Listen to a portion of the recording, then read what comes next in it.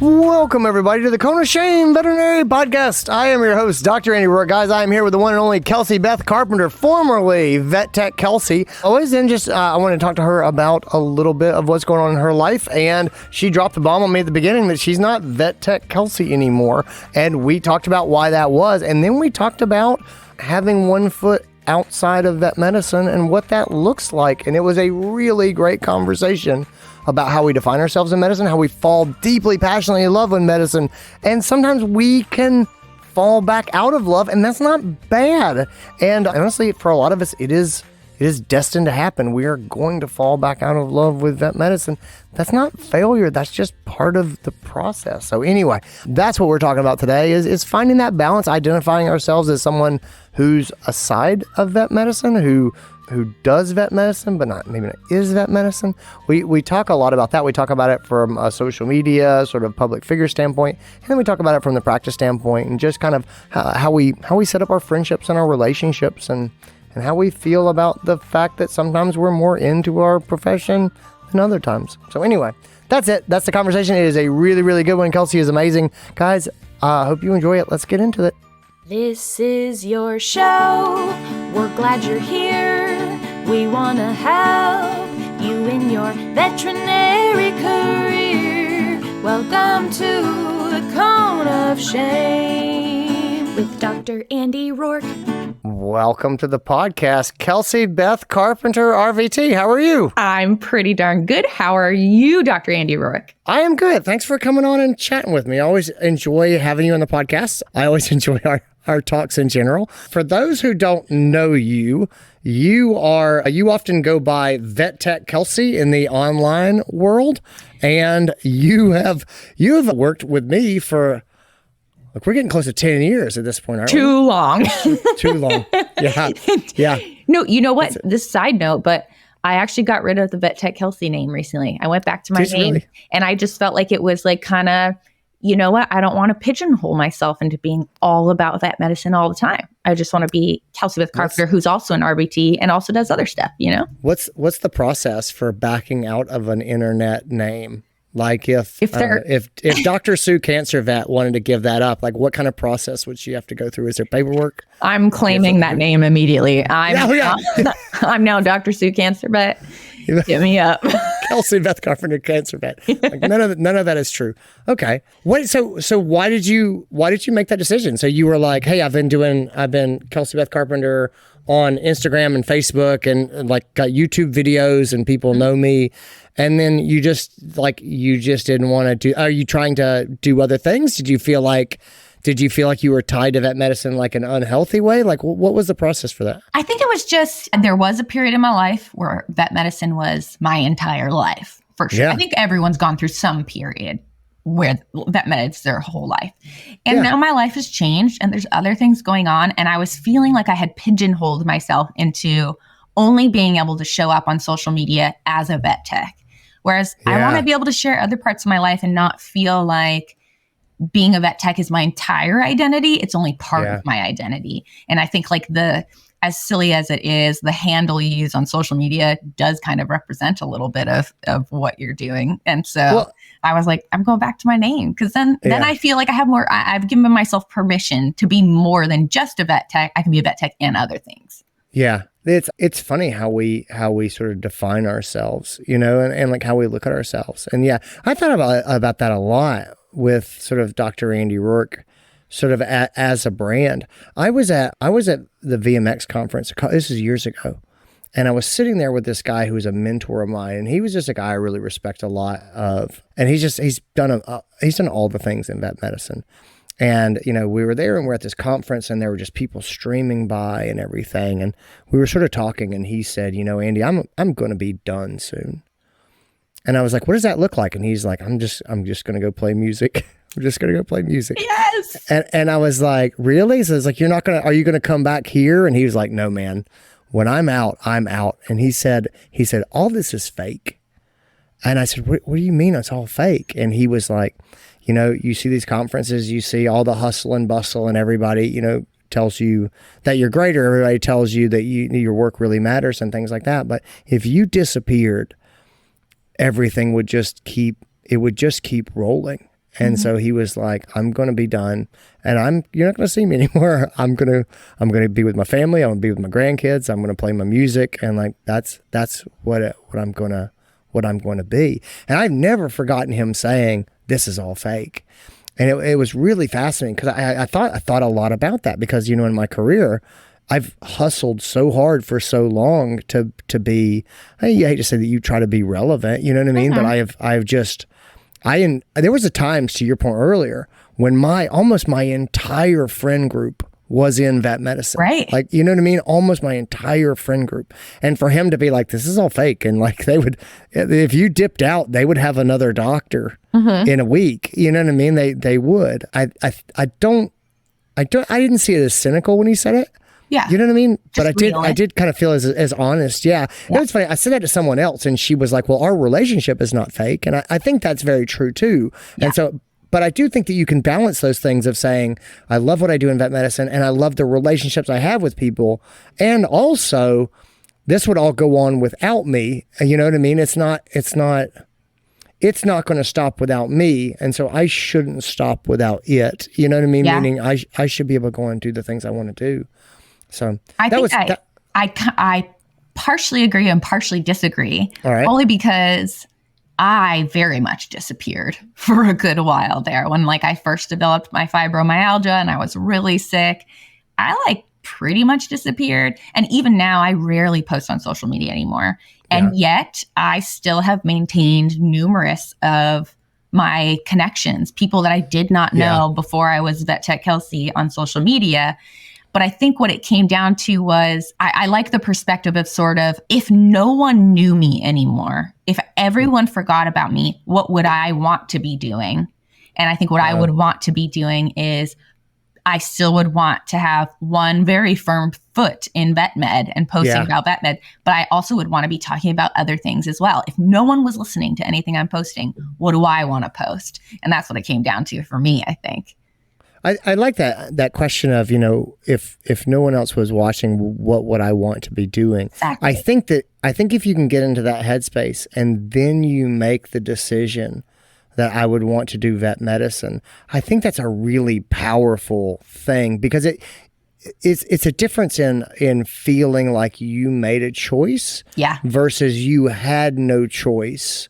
You were stuck in the web. You were tied into what was going on. Exactly. I do think that that's really true.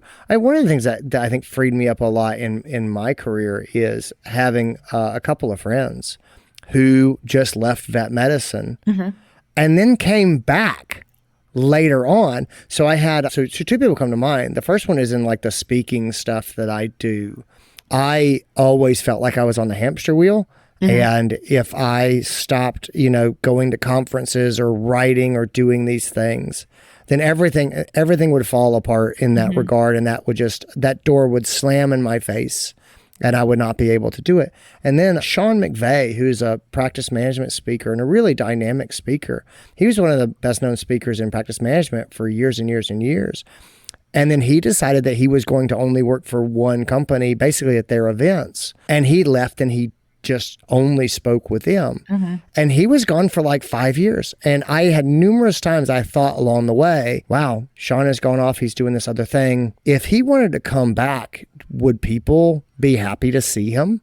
Would opportunities exist for him? And the answer was absolutely. Yep. At least as many opportunities as he had before. I think people would be like, wow, you've gone away, you've done some things, you've refreshed yourself, and now you're coming back with new ideas and perspectives and things like that, and you've chosen to do this. I think it'd be even more, opportunities for him. And I don't know that if I did not see him sort of go through that and say, wow, you really can put things down and walk away and come back and they'll still be there. Yeah. I don't know that I would have been able to make that choice. From a practice standpoint, I had more than one friend who was a practicing veterinarian who left and went into industry, whether it was pharma or diagnostics or whatever.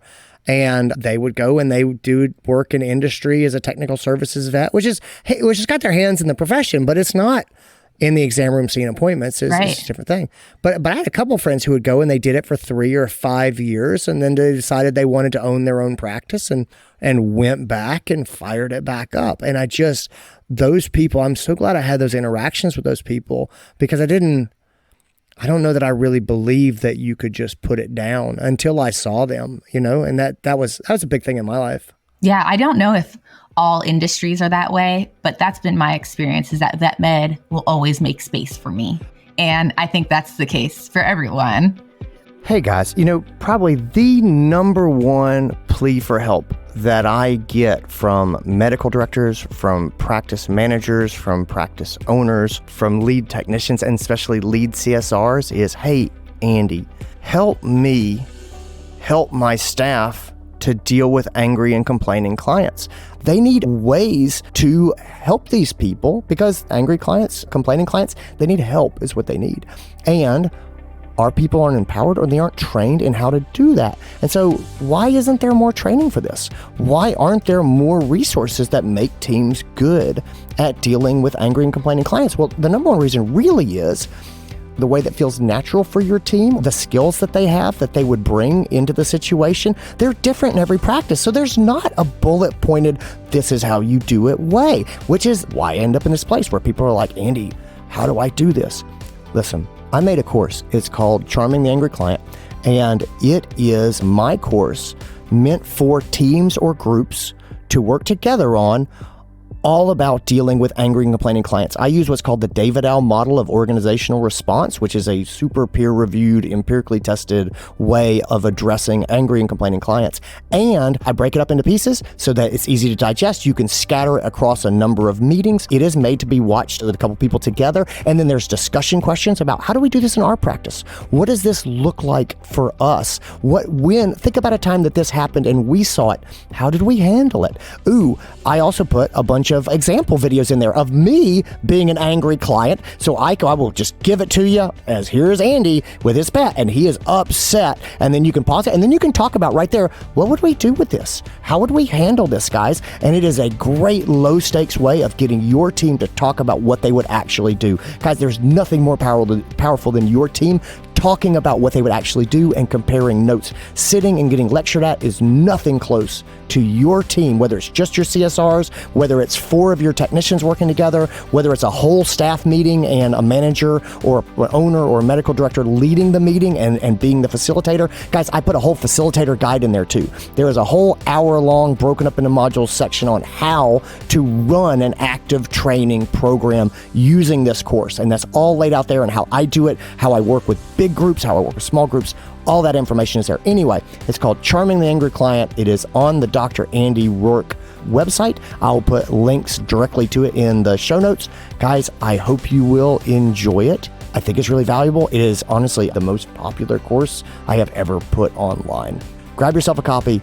I hope you'll get a lot out of it. Let's get back to this episode.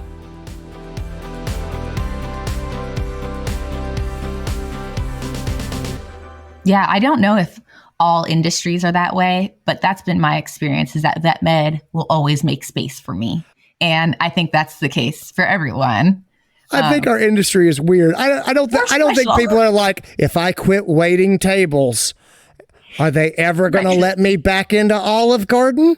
I don't know. I get. So I'll walk that back and say other industries, I think they have like advanced training. Yeah. I think there's probably some truth to that. And I think it would be really hard to go to vet school and then immediately leave because you haven't trained that knowledge into muscle memory. I think that would be very hard.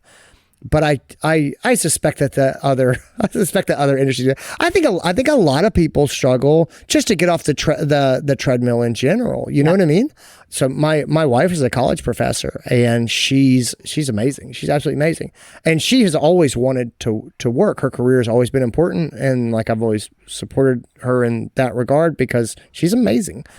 And also, especially in academia, she's gotten tenure. She's done all the things. And so, but I do think that there's definitely a piece of it where she feels very much like she has sunk so much into this. I don't know that she feels freedom to be like, nah, I think I'm gonna take a couple years off. I I don't know that those cards are open to her. I had Sarah Boston on the podcast here talking about self-identity. That episode. I loved that episode. And I cracked up out loud multiple times.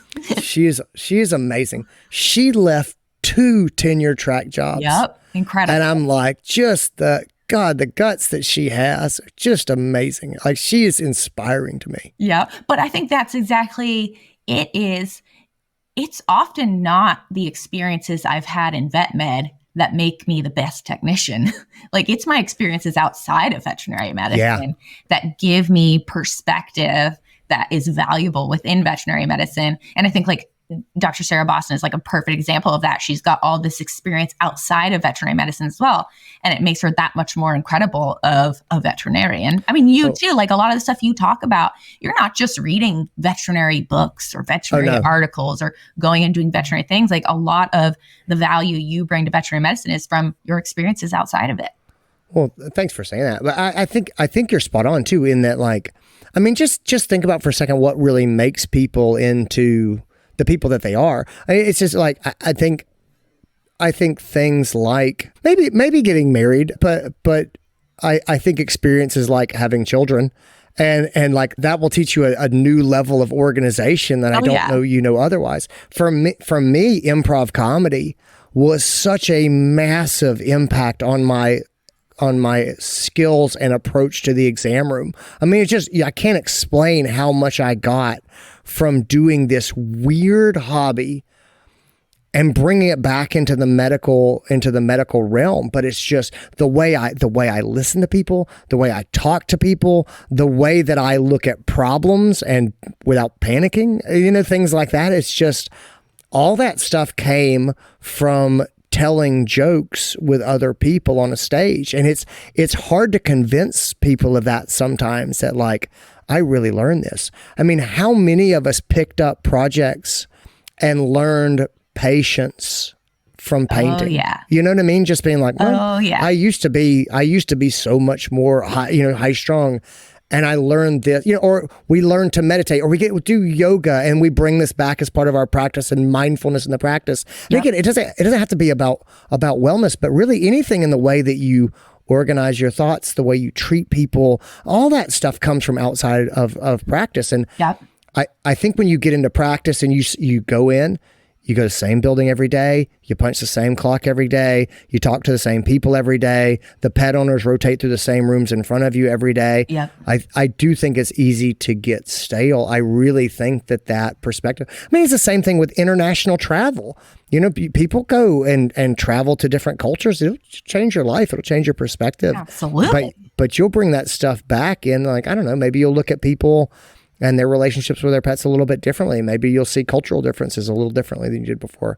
But I think that whole stepping outside of vet medicine, I think that makes a ton of sense. But I think it's wildly underrated. Yeah, I think one of the biggest lessons I've taken in recent years was that one of the things I would do differently if I had to go back is not dive quite so deep into veterinary medicine in the beginning, because it was so exciting. We love it so much. It's so easy to just commit your entire life. When I was single, I didn't have any kids, like I could just commit all this time to veterinary medicine, and that's great. But it then limited how much I was growing in other ways. But could you do that though? Like, could you? Because I fall hard. Like when I fall hard. Exactly. Like when I got into improv, I was all into improv until my wife was like, "We have children, and you need to come home. Like you can't be at bars every night making people laugh." I was like, I get it. Like, but you know what I mean? Like, yeah, when you get into vet medicine and it's all new and it's exciting and the people are new and exciting, like I would never have the discipline to not fall in love with something at the beginning. Yeah, I think that's true. I think the thing that I have had to learn in my life is that you can fall in love with a thing and then slowly kind of fall back out of it, but not all the way out of it. Yeah. Like you can, you know what I mean? Yep. You can be all about dance class and then just decide you're going to dance once a week, and that's going to be fine. And it doesn't have to go anywhere.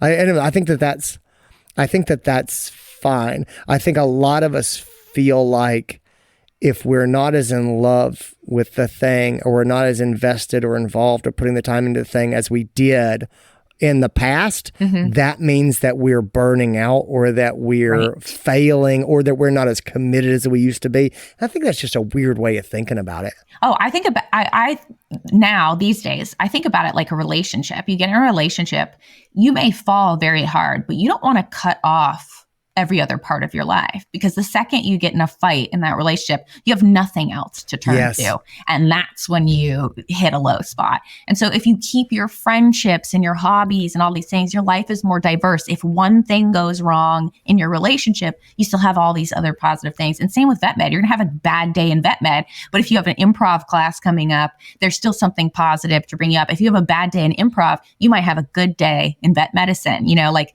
just not putting all the weight there. It helped me love veterinary medicine more, I feel like. Yeah. Oh, it's not putting all your eggs in one basket. Exactly. It's not like this thing defines me. Well, I think that's really interesting. It's interesting that you made that sort of adjustment on social media and kind of open yourself back up that way. Yeah. But I do think that it's funny. There's such sort of an arms race of who is the biggest doctor of the doctors. You know what I mean? Like, I'm more doctory than you are, and that's why I'm gonna, I don't know, that's why my opinion should matter more. And that's, I don't know, it's funny. I just talked to a specialist, and this person was, boarded and just this incredible pedigree. And it was funny because we were literally talking about still this person feeling intimidated by people who were sort of like, I don't know, the farther along in the hierarchy, you know what I mean, of their specialty, and being like, I don't know, it's intimidating to deal with them. But I'm like, you have all the degrees. And they were like, yeah, but still, it's intimidating. And it's just funny that like we get into this race of like, I'm more into it than you are. I think that's true for any hobby. You know what I mean? Yeah. Like if you my wife used to work at a scuba store, like doing scuba dive rentals and stuff. And she would talk about these people who would come in. I don't know if they actually did any scuba diving or not, but they owned all the equipment and they talked about it constantly.